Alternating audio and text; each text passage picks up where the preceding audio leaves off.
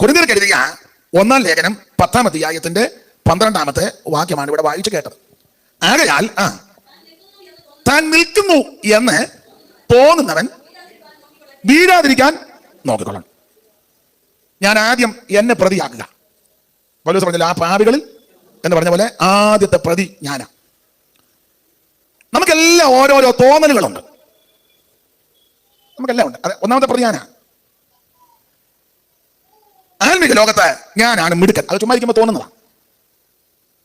ഇപ്പോൾ കൺവെൻഷൻ വേദികളിൽ തിളങ്ങി നിൽക്കുന്നയാൾ ഞാനാ, തോന്നലാണ്. ഈ സെന്ററിൽ നന്നായിട്ട് വചനം പ്രസംഗിക്കുന്നത് ഞാനാ, ഓരോ തോന്നല. നമ്മളല്ല, പക്ഷെ നമുക്കങ്ങ് തോന്നുക.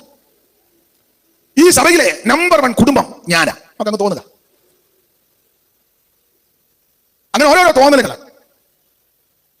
ഇപ്പോൾ ഉള്ളതിൽ എനിക്കാണ് കൂടുതൽ വാക്യം മനപ്പാഠം അറിയാവുന്നത്, നമുക്ക് തോന്നല.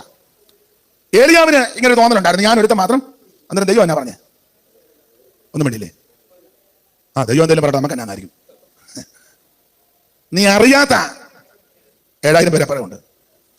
എനിക്ക് നിങ്ങൾക്ക് എല്ലാം ഇങ്ങനെ തോന്നുന്നു നമ്മൾ ആ മിടുക്കൻ, എന്നേക്കാൾ മിടുക്കൻ വേറെ ആരുമില്ല. പക്ഷെ നമ്മൾ അറിയാത്ത, ആരും അറിയപ്പെടാത്ത ആയിരക്കണക്കിന് ദൈവമക്കളും. അപ്പൊ ഇങ്ങനെ തോന്നലുള്ള ആൾക്കാർ വളരെ ശ്രദ്ധിച്ചോണം, വീഴാതിരിക്കാൻ നോക്കിക്കോണം. ഇങ്ങനെയുള്ള തോന്നലും കൊണ്ട് നടന്നാൽ എവിടെയും നമ്മൾ വീഴും. ഇതിപ്പോ ന്യൂ ഇന്ത്യ സഭ ആയതുകൊണ്ട് അങ്ങനെ പറയാം. ന്യൂ ഇന്ത്യ സഭയിലെ ഏറ്റവും വലിയ പ്രസംഗിക്കുന്ന ആൾ ഞാനാണ്, നമുക്ക് തോന്നലുണ്ടാകും. ന്യൂ ഇന്ത്യ സഭയിലെ നമ്പർ 1 സെന്റർ പാസ്റ്റർ ഞാനാണ്. തമ്പിച്ചായന്റെ കാലം കഴിഞ്ഞാൽ ഇത് മുഴുവൻ എന്റെ ചുമലിൽ. നിങ്ങൾ പ്രയാസപ്പെടാതെ ഞാനങ്ങ് പറയല്ലേ, സ്തോത്രം.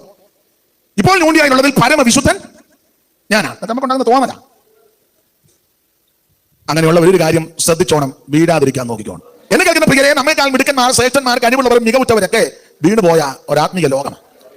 അതുകൊണ്ട് നിൽക്കുന്നു എന്ന് തോന്നുന്നവൻ വീഴാതിരിക്കാൻ നോക്കണം.